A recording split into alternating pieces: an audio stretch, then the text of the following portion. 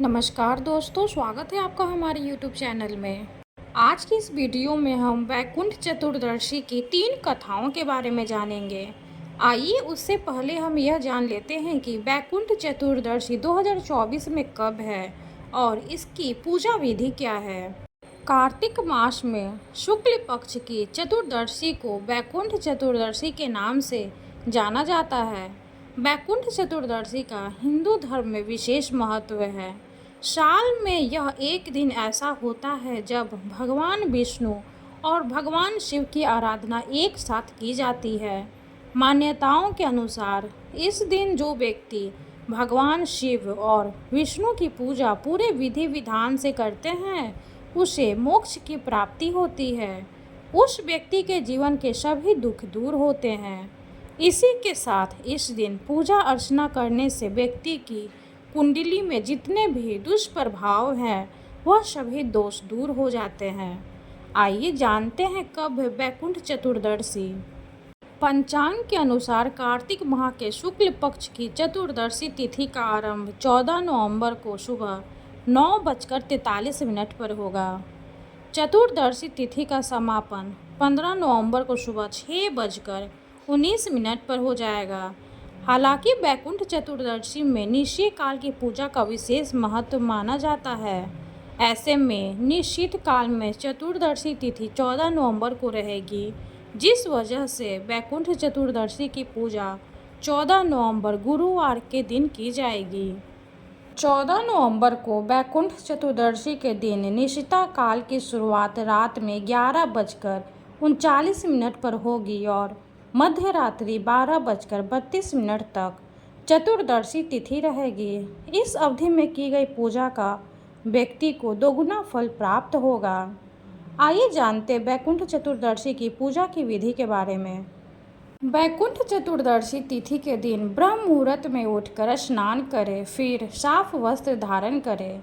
इसके बाद पूजा स्थल में एक चौकी पर लाल या पीले रंग का कपड़ा बिछाएं, फिर भगवान शिव और भगवान विष्णु की तस्वीर स्थापित करें।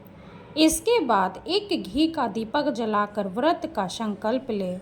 सबसे पहले भगवान विष्णु को एक कमल का फूल अर्पित करें और भगवान शिव को बेल पत्र अर्पित करें। फिर कम से कम 108 बार भगवान विष्णु के मंत्र ओम श्री विष्णवे च विद्ये वासुदेवाय धीमहि तन्नो विष्णु प्रचोदयात् का जाप करें। इसके बाद एक माला भगवान शिव के मंत्र का जाप करें।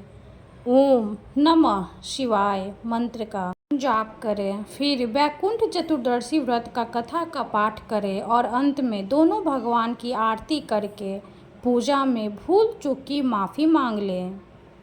वैकुंठ चतुर्दशी की पुराणों में प्रमुख रूप से 3 कथाएं मिलती हैं, जिनके बारे में कहा जाता है कि इन्हें वैकुंठ चतुर्दशी के दिन पढ़ने से 14,000 पाप कर्मों का दोष मिट जाता है।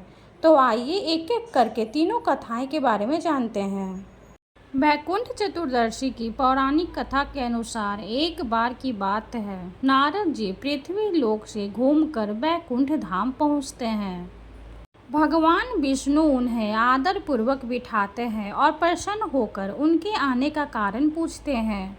नारद जी कहते हैं, हे प्रभु, आपने अपना नाम कृपया निधान रखा है, इससे आपके जो प्रिय भक्त हैं वही तर पाते हैं, जो सामान्य नर नारी है वह वंचित रह जाते हैं।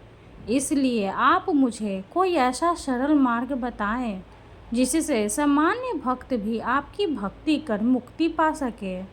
यह सुनकर विष्णु जी बोले, हे नारद, मेरी बात सुनो।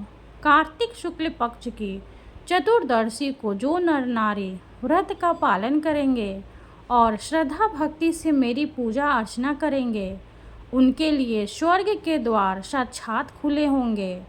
इसके बाद विष्णु जी जय विजय को बुलाते हैं और उन्हें कार्तिक चतुर्दशी को स्वर्ग के द्वार खुला रखने का आदेश देते हैं। भगवान विष्णु कहते हैं कि इस दिन जो भी भक्त मेरा थोड़ा सा भी नाम लेकर पूजन करेगा वह वैकुंठ धाम को प्राप्त करेगा। पहली कथा समाप्त हुई। दूसरी कथा इस प्रकार है। एक बार भगवान विष्णु देवाधिदेव महादेव का पूजन करने के लिए काशी आए। वहाँ मणिकर्णिका घाट पर स्नान करके उन्होंने 1000 स्वर्ण कमल पुष्पों से भगवान विश्वनाथ के पूजन का संकल्प किया।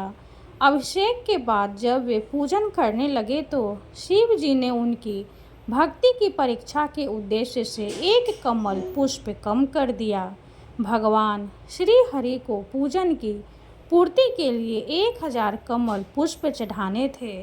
एक पुष्प की कमी देखकर उन्होंने सोचा, मेरी आंखें भी तो कमल के ही समान हैं। मुझे कमल नयन और पुंडरीकाक्ष कहा जाता है।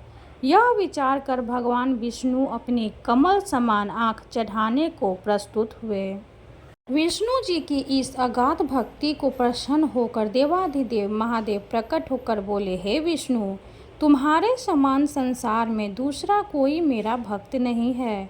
आज की यह कार्तिक शुक्ल चतुर्दशी अब बैकुंठ चतुर्दशी कहलाएगी और इस दिन व्रत पूर्वक जो पहले आपका पूजन करेगा उसे बैकुंठ लोक की प्राप्ति होगी।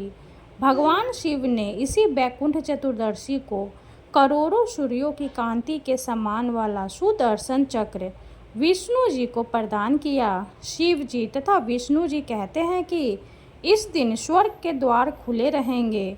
मृत्यु लोक में रहने वाले कोई भी व्यक्ति इस व्रत को करता है वह अपना स्थान बैकुंठ धाम में सुनिश्चित करेगा। दूसरी कथा समाप्त हुई। तीसरी कथा इस प्रकार है। धनेश्वर नामक एक ब्राह्मण था जो बहुत बुरे काम करता था। उसके ऊपर कई पाप थे।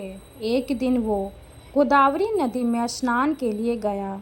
उस दिन बैकुंठ चतुर्दशी थी। कई भक्तजन उस दिन पूजा अर्चना कर गोदावरी घाट पर आए थे। उस भीड़ में धनेश्वर भी उन सभी के साथ था। इस प्रकार उन श्रद्धालुओं के स्पर्श के कारण धनेश्वर को भी पुण्य मिला। जब उसकी मृत्यु हो गई तब उसे यमराज लेकर गए और नरक में भेज दिया। तब भगवान विष्णु ने कहा, यह बहुत पापी है, पर इसने बैकुंठ चतुर्दशी के दिन गोदावरी स्नान किया और श्रद्धालुओं के पुण्य के कारण इसके सभी पाप नष्ट हो गए, इसलिए इसे बैकुंठ धाम मिलेगा। अतः धनेश्वर को बैकुंठ धाम की प्राप्ति हुई। तीसरी कथा समाप्त हुई। हर हर महादेव। वीडियो अगर अच्छी लगे तो लाइक कर दे, चैनल को सब्सक्राइब कर दे। धन्यवाद।